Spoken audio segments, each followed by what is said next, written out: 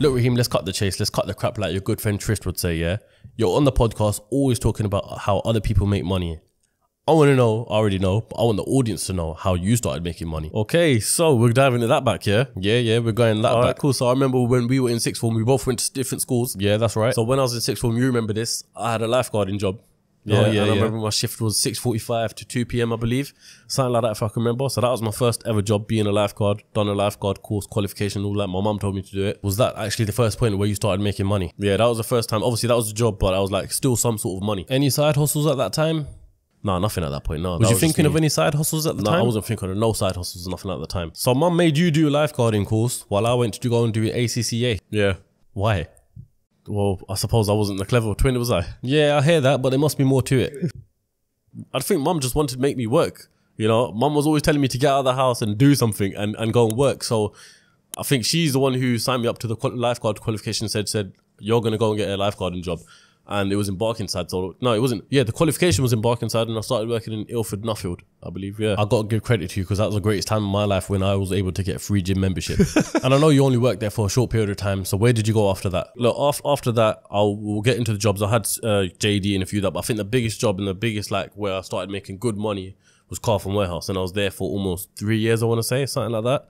And that was probably the best job I had in terms of the people that I was working with, the actual job itself, sales. I think I've always been a sales guy at heart and in my head. I think I can sell ice to an Eskimo sort of thing.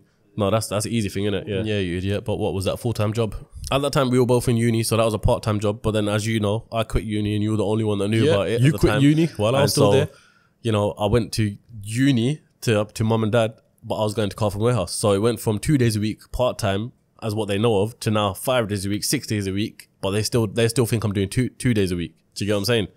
And obviously you know that, so you saw the bread that I was bringing home and you were like, yo Raheem, I need to drop out of uni. Yeah, I remember you telling me and I told you got to give me a certain percentage of your earnings, otherwise I'm going to go tell mum and dad. Nah, but you know what, yeah, Carphone House was brilliant. It built up my self-confidence and my sales skills and just me as a person, I would say, because I had to force myself to go to other people and whatnot and do something and try and make a sale, obviously, because obviously Carphone Warehouse was heavily commission based, so it was like you can either bring you're just a wage home, which is like, so let's just say £1,000 a month, or you can bring home £2,000. That's with your wage and commission, obviously. So it forced you to kind of get yourself out there and get the sale and get the job done.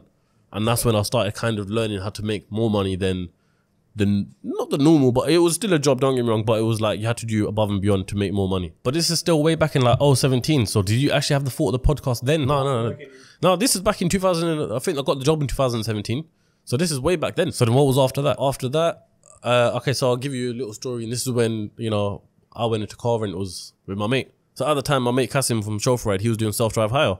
And we went for breakfast one time and the idea just popped in both our heads. He was like, yo, why don't you buy a car and put it on the fleet, make more money? And I was like, what? So you're telling me I can get the car that I want and make money from it so I don't have to pay for the monthlies? Living the dream. Living the dream. Exactly that. So I was like, yeah, let me do it.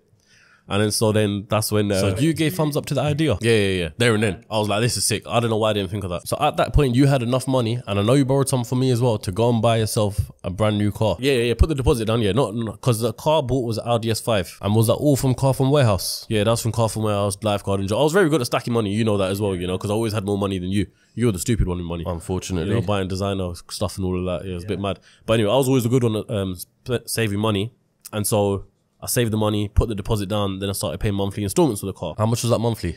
£400 a month roughly. And how much was insurance? Insurance was, that's a sticky situation. That was £2,000. So how much did you actually need to break even on that investment? Well, if you look at it in theory, about £600, £700 a month just to break even on the car. So like your monthly paid for and then anything else is like job. So you strongly believe at 19 years old, you would make enough money from this car to pay off this car every single month? Yeah, and I was still working in Carphone Warehouse. So my ethos, but you know the problem was with me then? I didn't look at it like a business. I wasn't in it for the profit. I was like, I can have the car that I want for free. But the issue is the car was out. So the car was never in my possession anyway. So it was kind of like a dumb, it was stupid. All right, so talk to me about that process. You've got the car now. What was the point where you started making money from it? So yeah, we put it on the fleet. Me and Kasim put it on the fleet and it started going out on rent and stuff like that. And it was doing good, to be fair, for a couple of months. And then unfortunately, as I said, the car was out, no service history. Next thing you know, there was a problem with the gearbox malfunction. Took it to Audi because the car had warranty. They took the gearbox apart and said there's metal filings in the gearbox. Okay. Yeah, and you know, you being into cars as well, you know exactly what that means. Yeah, I know exactly what Gearbox that is finished. Khalas, so they said they need a new gearbox. So thankfully, they obviously it's under warranty. They're giving a new gearbox with it. But the issue was they had the car for 2 months trying to put a new gearbox in it, which I don't know why it took them 2 months in the first place. So you were down bad. 1,200 quid roughly. Yeah, 1,200 quid coming out. And then how did you pay off the car in the end? Well, I was still working in car from warehouse, so everything I was earning in car from warehouse was going straight to the car. Do you know what it was? I thought I was doing well in life. Yeah, I thought I was some mad entrepreneur. So I started, you know, going out with my mates, paying for meals, doing this, doing that, whatever. And you know, by the time the end of the month, I had spent quite a bit of that money. So it wasn't so much a profit. Like there was no profit in that. So by the time what happened to the car, which I'm sure we'll get into, there was no money to get the situation sorted. What did you do when the car came back? Car came back, put it on rent, and then a month later down the line, someone took it for hire for the week. 3 days into him hiring it, I saw on the tracker that the car weren't moving no more. Yeah, and the car was just like, the guy hadn't driven it for 3 days. So I think he took it on a Monday, and then by Friday, the car was still parked up on Wednesday. So I was thinking, who hires a car and leaves it parked up? That don't make no sense. There's something fishy about this. So I said to my mate Kasim, I was like, listen, let's go to central London and let's see. But this is where the car was, obviously. Let's go spy on the car, basically. Let's go spy on the car, basically, yeah. Without him knowing that we're there. Anyway, so I had a gut feeling about this anyway. We got there and next thing you know, I see the car in the middle of a lamppost. At that moment, how did you feel? Bro, my heart shattered. My heart actually shattered because, you know, that car was not... to me, it was like, that was such a loss because I knew straight away I didn't have enough money to fix it.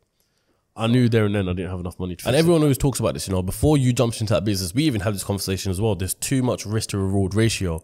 Did you realize that then? My heart was in, the second I saw the car, my heart weren't in it anymore. Like, it was crazy because you got to bear in mind. So we'll get like, you know, when it comes to collecting this car and everything, like we put it in the back of a tow truck, taking it to a garage, and it turns out there was about 8 to 10 grand worth of damage. It was heavy damage, bro. It was a whole full front end. So it's pretty much a full-on write-off. Yeah, it was mad, man. That was such a dark time, and because that shattered me and broke me down for months on end. Like, because just thinking about it, this car was sat there. I had monthly bills going out. From thinking that, you know, you're making some money and you're living a good life to now your whole life's gone to shit basically because of this car. And there's nothing to say bad about the business. I got no bad words to say about Kasim or anything like that. He run it all properly. It was just, the issue was, you know, the risk was too high. The risk was too high, and that's why not a lot of people do self-driving now. And people who do it, you know, credit to them. I don't know how they're doing it. So would you ever go back to that business? Never again. And my mate Kasim, he doesn't do self-drive anymore either, purely because of the headache from that business as well. So I don't think, obviously it's in his name, isn't it? Chauffeur ride. Chauffeur ride, yeah. So he just does straight limos, and you know, he's got jet classes now. He's smashing it in his own right, just with the chauffeur side. But we both decided at that point, look, self-drive is not worth it anymore. So that's interesting. Your first ever business was a complete and utter failure. Well, yeah, you want to put it like that? Thank you very much. Just got to be said, bro. But now, look, Raheem, let's get serious. How did you overcome that dark time? Because I remember that. I want to know how you overcome that. Bro, I'll be real, man. Bro, I'll be real. I didn't really overcome that time. It was only like, I just had to distract myself with more jobs. So I had left car from warehouse, then I joined Virgin, and then I was still in uni a bit. And then, you know, no, I wasn't in uni. That makes sense, yeah. And then, yeah, I just had to get jobs. And I don't know, it was just over a period of time where I was just like, look, you can't stop bitching around and just thinking that your life's the end. You got more to life. You're only 21 years old at the time. Like, there's more to life. And so I think over like 4 or 5 months, that's when it started to kick in, and I was like, I need to get back on my feet, sort of thing. So you're in a dark stage in your life. You're bouncing from job to job. Was it a progression or? Well, that's when I wasn't in uni anymore. So I was like, okay, maybe uni's not the route. By the time mum and dad had found out, you know, I wasn't in uni. So they were like, okay, cool, do something else, get an apprenticeship. So I was like, all right, cool, safe, I'll get an apprenticeship. So then got an apprenticeship at BT. And this is when the BT story starts, you know. Got the apprenticeship in BT, and then once again, like, I was there for a few months, didn't learn anything, wasn't interested. They didn't bother to teach us anything. It was the worst apprenticeship you could ever think of. How much were they paying you? Bro, it was like £800-900 a month. And looking back at the previous months or years, that was probably a lot for you. No, it was nothing. How old was you then? I started the apprenticeship when I was 22. Yeah. I remember it was 2019. September 2019, yeah. So again, so when I say CEOCAST came from a dark place and a lost place, after all of that had happened, and me getting this job at BT and realizing this still isn't it, I was very lost in life. Like, I didn't know where I was going, what I was doing, and I was scared because I've always wanted a business. I've always wanted to be wealthy, have the supercars, have this and that. And BT was never going to pay me that. Even if you had finished that apprenticeship, the maximum they're going to pay you on a salary is 40 grand. So I was like, this never ever going to get what I want in life. And so I was really lost and just trying to find out what can I actually do. And so when I say CEOCAST is born from a lost place, it literally was.